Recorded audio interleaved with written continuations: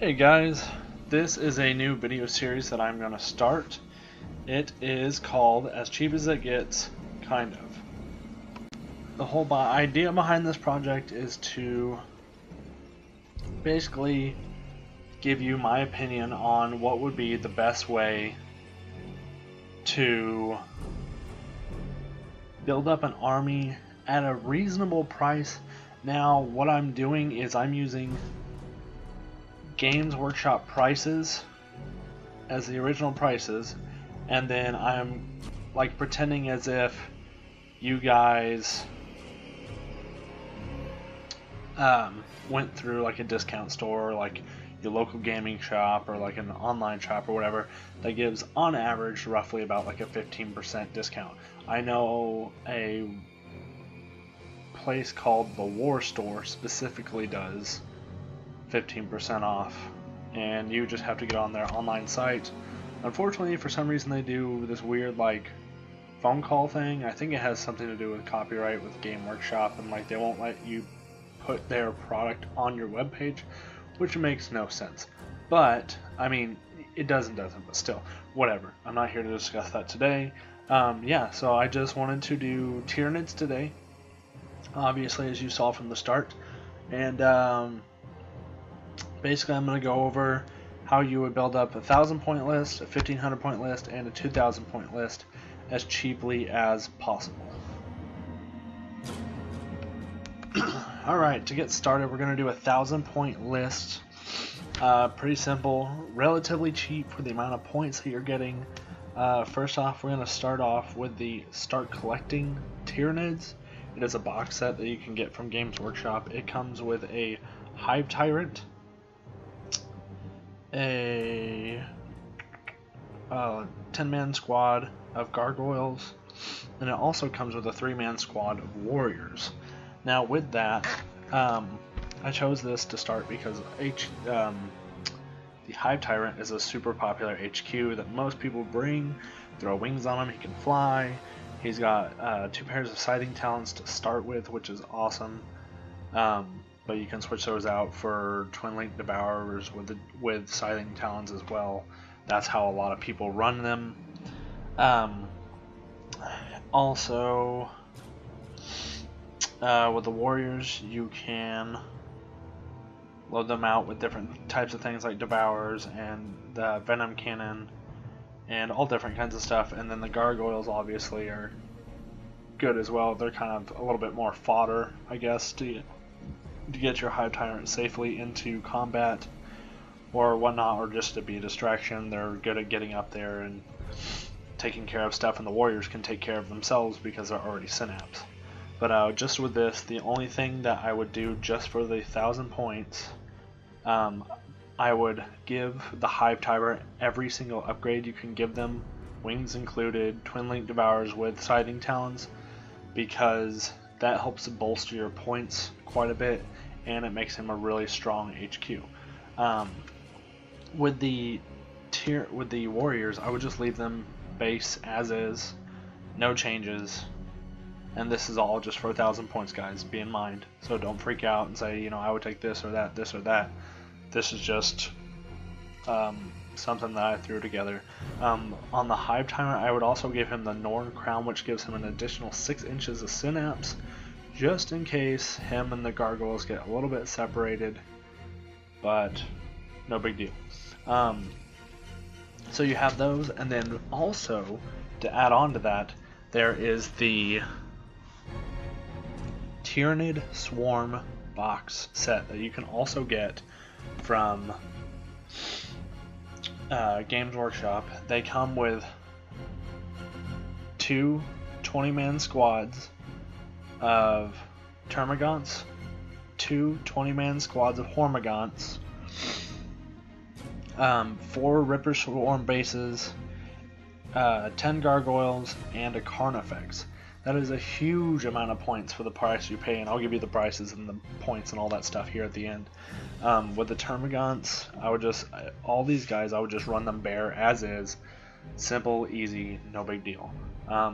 Why, you ask? Because it's just to keep everything within bounds of 1,000 points. So what everything ends up being is the Hive Tyrants 220 points total. The Gargoyles are 60 points for the first box set, and the Warriors are only 90 in the first box set. The Termagants altogether base level are 160. The Hormagaunts are 200. The Ripper Swarm's 39 altogether. The Gargoyles are another 60, and then the Carnifex is 120, and that totals up to 949 points. Obviously, that leaves a little bit of room for adrenal sacs or adrenaline glands and toxin sacs, if you want to throw some of those on there, or if you want to switch out some of your weapons for your Carnifex to make him more of like a long-range support. Whatever you want to do, that gives you a little bit of play. But all that is only $255, and that's at full price from Games Workshop. Now you get the 15% off. That's like what? Roughly $220 with the 15% off. So that's a pretty stinking good deal for everything that you get. I think I added it up originally, and like everything all together is like closer to like $300 or $300. Alright, here's where you guys are going to be really happy. You don't have to spend any more money to get to 1500 points. So that means that you can play up to 1,000 points, and in between 1,000 and 1,500 points, technically for only $255, or like I said, about $230, $220, whatever you end up, getting on that math. But basically, all you do is you literally upgrade everything. You min-max to the max. As I said earlier on, you saw those captions. Literally, all you do is you give your warriors. Now, granted, this is making all of each individual model extremely expensive. So losing every single any model is a little bit hazardous. So yeah, give or take, but you're saving yourself a lot of money in the long run. But like I was saying, so the warriors, I went ahead, and this is just adding on to the previous list. So the Hive Tyrant already has all of his upgrades, and then we're gonna give the warriors venom cannons, toxin sacs, adrenal glands. Everybody gets everything. So if I say like adrenal glands, all three of the warriors get adrenal glands. On the Termagants, you get toxin sacs, devourers. The Rippers are going to get the deep strike special rules, so maybe they can get in there, be a distraction, maybe get a lucky glance on a tank or like a light vehicle or something like that, whatever. The Hormagaunts are going to have adrenal glands and toxin sacs. Gargoyles, adrenal glands, toxin sacs. If you can't see the pattern, here it is. The Carnifex, we're going to give him crushing claws. Personally, this is what I gave them. Not a lot of their ranged weapons are anti-vehicle, and this is kind of your anti-vehicle in a way. Bioplasma, the spines, and I think it's called a bone hammer. It's a strength 8 something attack, but it's something to do with their tail. Anyways, all that, once you add it all together, give everybody everything, yada yada yada, you're up to 1496 in points, and you've still only spent $255, which is awesome in the end, because that means you don't have to buy more models. You can find some flavor and how to be tactically smart with your army, and yeah, so that's how you get to 1500. It's awesome, so you don't have to spend any extra money. So the next step is definitely going to be getting to 2000 points. Alright guys, we're down to the final parts of this video. I'm going to tell you guys about what I think is most important to have in a 2000 point list now. We are taking the first list, the second list, all the extras, all the add-ons, same price, same amount of points, yada yada. But this time we're going to add a Trigon Prime, a Harpy, some Zoanthropes, and some Venomthropes. Altogether, point-wise, in total, after everything is said and done, we come out to 2,176 points. That's with all the extra Hormigons having all the toxin sacks and all the extra, so obviously you could cut down on those if you needed to. You could cut down on, obviously, your Hive Tyrants, all of his extras, because they aren't really all necessary. I just used them to build up the 1,000 point first list, and then I just kind of built off of it because it was easier to make the video that way. So that's what I think in total, after everything is said and done, with your 15% off discount, if you choose to do it, if you choose to buy all new, yada yada yada, we're looking here at about $446.14 roughly, with the 15% discount for 2,176 points, which honest to God is not that bad. I was reading a couple of forums today, and some guy said that he had spent $2,000 on a 2,000 point Chaos Space Marine army. And I was like, that's just ridiculous. I mean, you know, obviously you gotta buy your paint, your brushes, your all the extras, yada yada. And it depends on if he had like an airbrush and all this stuff. But I mean, that's just ridiculous. You can get all this stuff way cheaper on eBay. This is, like I said, if you bought it new. Okay, now I'm gonna go ahead and take a minute to go over why I chose everything, why I gave everything, all the little extra give and takes and whatnot. So obviously I chose the Hive Tyrant because they're an awesome synapse creature. They can fly. The Twin Link Devours, you can glance vehicles to death. Really, all of his little extras that I gave him outside of the wings are pretty much useless. Let's see. I gave him the Norn Crown. Obviously, that's extremely helpful. As most of you know, if you're Tyranid players, that gives you an extra 6 inches of synapse. So if he happens to swoop out a little bit extra in front of him, he still has that availability to keep those gargoyles within his synapse, or whatever's out there fighting and going and doing. Also, and then I went ahead and chose the Warriors, obviously because they're a strong troop class. You can get them in there as melee combat if you need. They have the Venom Cannon if you need some longer range artillery support for taking out infantry if you're playing like Guard or something like that. And they also are a synapse creature, which is pretty awesome. I also took the Gargoyles because they came with the box set. They're actually a decent fast attack. They all have flesh borers. Obviously they can move, I think it's 12 inches, I believe, and they're really not a bad fast attack, and they're awesome fodder. If you're rushing, you know, what is that, 20 gargoyles at a group of guys, they're going to want to take those out and get those extra hits and stuff that are coming at them, you know, and then you can get your Hive Tyrant and, you know, either land them or fly them over and, you know, get those shots off. So those are awesome. In the Tyranid Swarm, obviously Termagants and Hormigons are a must for Tyranid armies.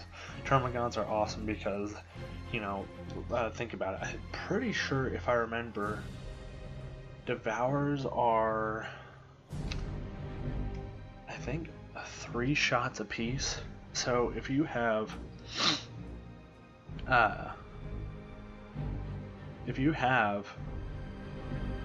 40 Termagants, and they're all firing 3 shots apiece, it's 120 shots, all just like blast, or yeah, 40 Hormigons, 3 shots apiece. That's 120 shots getting a shot at the enemy. And, you know, and I'm pretty sure, you know, obviously their ballistic skill isn't very high, but still, that's a huge chance. That's kind of like a Guard army. The Hormigons, they have their Bounding Leap, which is awesome for getting across the field. They are good fodder. They get in the way and can tie stuff up really well. They also have Sighting Talons, which coincidentally can be decent against certain things. It depends.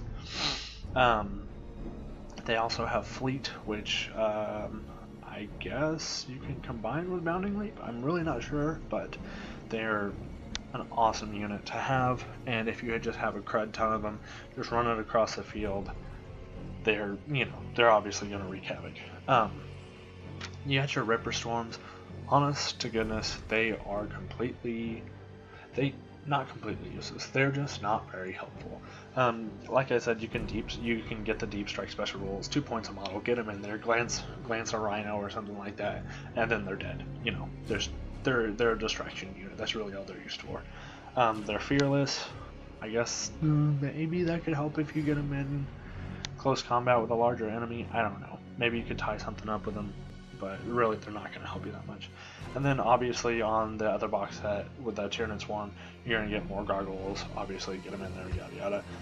Heavy support is what I was really excited about. Carnifexes are awesome anti-vehicle if you can get them close enough. The only stinker is you really have to run them cover to cover. Yes, they have a decent amount of wounds. Yes, they have a decent save, but still, you can still get ripped apart by, you know, light vehicles, and even some infantry can go ahead and blow you apart, you know, just like that. You know, give her a couple of crack missiles from some Space Marines and you're gone. So definitely a good unit to have with the Crushing Claws.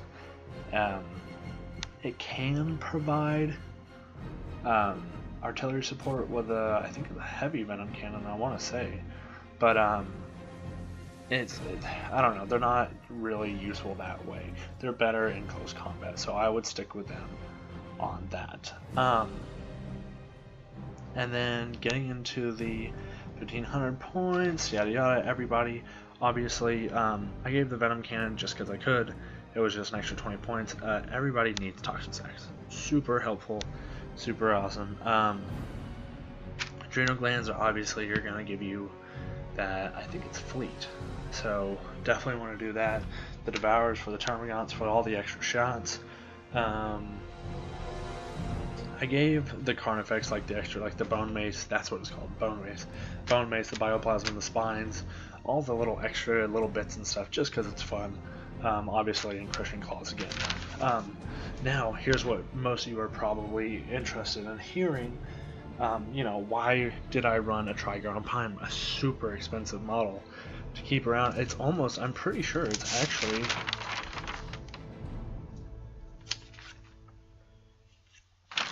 it is literally more expensive than my HQ, and it is just a heavy support. It's not even an HQ. But to be perfectly honest, they're almost better than, in my personal opinion. I personally have never fielded one, but just on paper, I think that they are better than the Hive Tyrant because they have the deep strike, so they can just, and then they also have something called Subterranean Assault, where they come up out of the ground and then they do, I think it's either a blast template or something like that along the lines, and they hit everything in the area. They have fleet, so they can get in there and get their stuff done, and they have dual scything talon a pair of scything talons, so they can really get in there and mess some stuff up. You know, destroy some armor, destroy, you know, possibly. I don't think that they could get through to the super heavy, but they could still cause some damage. They could, you know, destroy a squad, something like that. I think that they're an awesome unit, and they're synapse. So if you can get them in there, those gargoyles, you don't have to leave them with your Hive Tyrant. You can let your Hive Tyrant fly around the board and get his shooting off while they're, you know, clogging up stuff with, you know, either units or a tank or whatever. And then I also chose the Harpy because obviously it's a flyer. Flyers are super awesome. Once you start getting up in that 2,000 point range, they're not a must, but they're definitely helpful. I gave him the twin-linked heavy venom cannon because that thing is strong. The Stranglethorn cannons are good, don't get me wrong, but heavy venom cannons are pretty sweet. I think he could potentially do some anti-armor with that. I've never fielded one personally, but on paper that's what I liked. They also had the Scything Talons. I don't know if they can land. I'm not sure. Maybe they can use them in a hover mode. The Spore Mine Cysts, I don't know anything about that. And then they're fearless, so I guess they're fearless. Then I chose Zone Probes to give you some psychic abilities. Normally I would bring a Turbigon in place of some of those Termagants, because if you have 30 Termagants on the board, you could bring a Turbigon as a troop choice, which is awesome. Don't get me wrong, they're great models, but they really are slow. They can't get into close combat, and their large cannon that they carry isn't too terribly useful, so I went ahead and stuck with the Zoanthropes instead because it gives you the psychic abilities. They have Synapse, so you can leave them in the back, and then they have the Warp Blast, and then you can also get Warp Lance. I'm pretty positive. Don't quote me on that. With those guys too. So those are awesome anti-armor. Super, super awesome. You can, hide them behind some cover or something like that and get some shots off. Those are sweet. And then last but not least, Venomthropes are super awesome at keeping your units safe. They give you Shroud, which I believe is a 5+ save in open cover, which is better than a 6. So anything's better than nothing. So let's say you have your guys in cover, like in some ruins, and then they have Shroud. I'm pretty sure it's a 3+ save, so you have a 50-50 chance. And if I'm wrong on that, guys, please correct me in the comments. Like I said, I haven't played with a lot of these models. I have a very basic Tyranid army. I'm just going off of what I know, what I've seen in battle reports before, how people usually run their things. So I'm going off of what I know. So if I'm wrong, please forgive me.